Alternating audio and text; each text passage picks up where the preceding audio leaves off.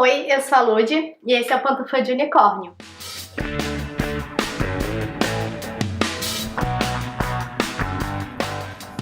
Esse é mais um vídeo da série Senta Que Lá Vem História. E de novo, eu aqui mais uma vez falando de comida, falando de Chef's Table. Eu juro que é o último, por enquanto, até não estrear mais uma temporada. Lá no primeiro vídeo do Gagan, eu fiz aqui a sugestão de por que a Netflix não faz uma temporada só de mulheres? E aí os dois episódios que eu falei foram de homens. Nesse terceiro vídeo, então, eu vou falar de uma chefe mulher. Porque eu deixei ela pra fazer... Eu poderia ter falado, né, de outros chefes, né, falando ali de cultura e história, mas eu achei que para aquele momento aqueles dois serviam mais pro meu propósito. Então esse não é um vídeo especificamente falando, né, de como, né, a política, a história influencia na comida, vai ter isso também, né, mas eu tô falando, quero falar especificamente desse capítulo, né, por causa da chefe. E porque eu achei muito interessante a história dela. E depois, pra trazer curiosidade aqui pra vocês se interessarem em ver os outros episódios das outras chefes, que são tão maravilhosas quanto ela. É a chefe Ashma Khan. Ashma Khan. Ela também ela é uma chefe indiana, assim como o Gagan, mas ela é o contraponto também do Gagan. Enquanto o Gagan vinha de uma família pobre, a Ashma é totalmente o oposto. A família dela vem de uma família com dinheiro. A família dela é uma família de descendentes de povos guerreiros do Rajastão, que é uma região ali da Índia, e, né, num conflito, né, agora eu não lembro o período específico, né, mas quando eles entraram em conflito com os mongóis acabaram dando para eles pedaço, né, parte de... Os mongóis deram para eles, né, como uma forma de acabar com as guerras, terras. Então, o pai dela, ela fala depois que o pai dela, né, conta a história pra ela, de que eles largaram as espadas para se tornar fazendeiros, e eles foram bem sucedidos nisso. A Ashma fala, né, que o pai dela sempre dizia pra ela ter consciência do privilégio que ela tinha, porque não era todo mundo que tinha o que ela tinha, né, eles tinham uma família, era uma família de condições.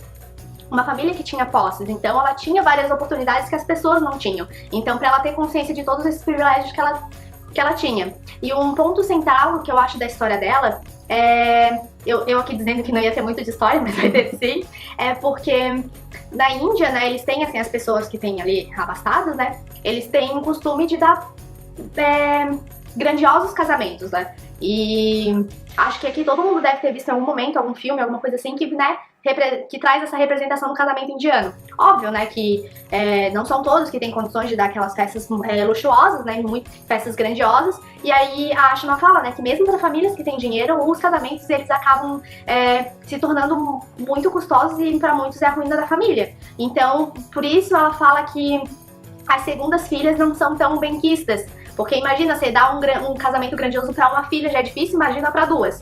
Então a Ashma é a segunda filha. Então ela disse que sempre as pessoas, quando viam ela, se referiam a... Ela fala, né, que as pessoas sempre, quando se referiam a ela, falavam, essa daí, essa é a segunda filha, porque ela ficou estigmatizada como a segunda filha, né? Então ela disse, nossa, é muito impactante, né, ouvir ela falar, contando a história dela. Ela disse que quando ela nasceu, a mãe dela chorou, porque ela era a segunda filha. E a mãe dela sabia, né, tudo, né, que ela ia passar. E, no caso, ela, né, e a mãe dela também.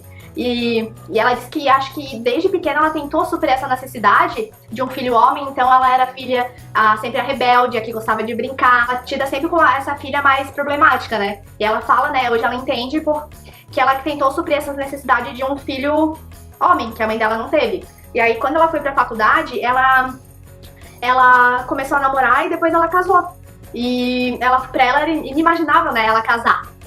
E aí ela foi morar com o marido dela em Londres. Ela foi pra Inglaterra, né, depois de casada, ela continuou os estudos dela, que ela tinha começado, né, na Índia, e ela fez o doutorado em Direito. E ela chegou a trabalhar com isso. E aí, ela em determinado momento, né, ela tava lá sozinha, o marido dela era professor, e tava sempre viajando, e ela se viu lá sozinha, e ela disse que em determinado momento ela tava passeando, acho que lá em um período, ela sentiu o cheiro acho que é o papad, que acho que é um pão, que ela comia muito quando morava na Índia. E aí ela chorou. Ela chorou porque ela não ia ter mais, não conseguia ter mais aquela experiência, porque ela não sabia cozinhar. Então ela não ia conseguir fazer um papad da família dela, porque ela não tinha essas referências, não tinha, né, não sabia cozinhar. Então ela voltou pra Índia, né, e a mãe dela falou pra ela que ela tava triste porque ela tava com fome. Então ela foi estudar, ela começou a se interessar pela culinária. E aí ela foi estudar, né, com as mulheres da família. Acho que aí, mais uma vez, aí mostrando o privilégio. Acho que na mulher ela teve um... Isso eles não falam no chef's table, eu fui pesquisar depois. Ela teve um chefe, ela foi estudar com um chefe também lá na Índia. No chef's table eles não falam isso. Mas então, mais uma vez, mostrando aí né, ela teve o privilégio de poder estudar com um chefe ali, mas também com as mulheres da família. Então, quando ela voltou pra casa, né, o marido dela ficou super surpreso, porque, né, a esposa foi sem saber cozinhar e voltou cozinhando ali. E ela começou a tomar gosto pela coisa. E que aí pra ela, a comida não era só o ato de cozinhar, era também um ato pra ela, uma forma dela falar sobre política, uma forma dela falar sobre povos e o povo dela, né? Porque na Inglaterra tem justamente, de novo, trazendo o link lá do primeiro vídeo, a colonização britânica, tem muitos indianos hoje na Inglaterra, né? É uma comunidade grande.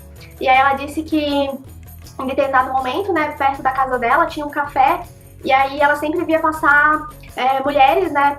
Tinha uma creche perto da casa dela, e ela sempre via as mulheres passando lá pra pegar as crianças. E eram mulheres imigrantes, na maioria delas sempre do sul da Ásia.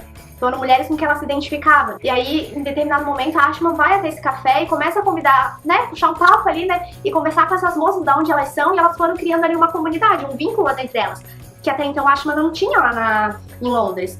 E aí, quando ela tem a ideia de começar a oferecer jantares na casa dela, ela convida essas mulheres para participar. Eram todas mulheres sem experiência nenhuma na cozinha. Então ela traz, né, primeiro, ela começa a dar pequenos jantares, né? Eu não lembro qual é o nome específico para isso, né? Mas tem um nome específico, que as pessoas, né, abrem sua casa, oferecem jantares e cobram por isso. Isso também acabou causando alguns problemas para ela, porque os filhos dela começaram a não gostar das pessoas transitando pela casa deles, e aí eles foram reclamar pro pai, que aí foi reclamar para ela, todo esse ciclo, que foram reclamar pro avô, na verdade, né? E aí o pai dela foi lá dar uma chamada nela, porque pra ele não entendia. Ela dizia que ele tinha muito orgulho de falar pra todo mundo que ele tinha filha dele doutora em Direito. E como é que ela vai de um doutorado em Direito pra cozinhar pras pessoas da casa dela? Ele não conseguia entender isso, ninguém conseguia entender. E pra ela fazia muito sentido, porque, né, não era só cozinhar pras pessoas, era falar sobre política, né, contar a história dela e contar a história do povo dela. E aí, em determinado momento, ela vê que não tava mais funcionando esse modelo, né, de cozinhar em casa. Eu sei que em determinado ali momento, acho que eles se acertaram, né, na família, ela conseguiu um investidor, um sócio, e hoje ela tem um restaurante no Sorro, em Londres, e que ela emprega só mulheres, e mulheres, com essas mulheres que começaram com ela, e outras mulheres agora, né, mas todas elas, a maioria delas são de origem imigrantes do sul da Ásia. E a Ashma mesmo, ela fala que o episódio ter ficado do jeito que ela topou, ela falou depois, né? O episódio ter ficado do jeito que ela ficou também foi muito por causa da diretora. A diretora, não lembro, deixa eu pegar o nome dela, mas a diretora também é imigrante. Ela também veio da Índia e mora agora acho que na Nova Zelândia. Então ela acha, esse olhar, né, de uma imigrante sobre outra, ela acha que teve grande relevância, né, na forma que o episódio foi construído. Zia Mandivisvala.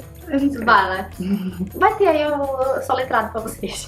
Então ela fala que esse olhar do mundo imigrante, né, foi uma oportunidade dela contar a própria história. E o que eu acho mais legal depois, né, ela fala, né, que ela criou uma ONG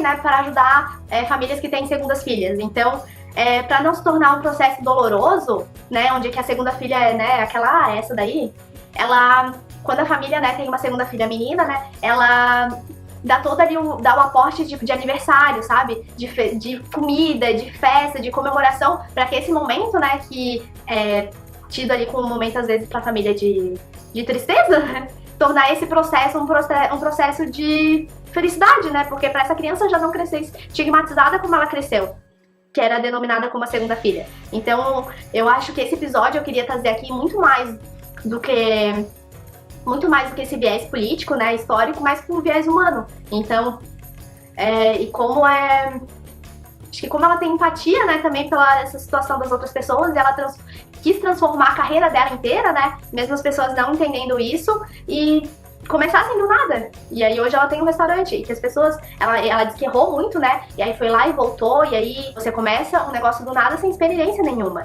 E aí ela disse que ela é super importante estar lá no meio do salão, perguntando como as pessoas tá, e aí, então, eu acho que era por isso que eu queria trazer o episódio dela, porque eu acho muito bacana essa história, né, e e como ela se transformou. E aí não só se transformou, mas ela tá transformando a vida das outras pessoas. E aí geralmente, né, no final de cada episódio traz os pratos icônicos de cada restaurante. E no caso dela, traz também o nome de cada mulher que tá trabalhando com ela na cozinha. Então é isso, vão lá assistir, né? Prestigiem a Ashmakan e prestigiem também as outras chefs que tem lá no Chef's Table. Então fica aqui a minha recomendação, assistam o Chef's Table. Tchau, gente!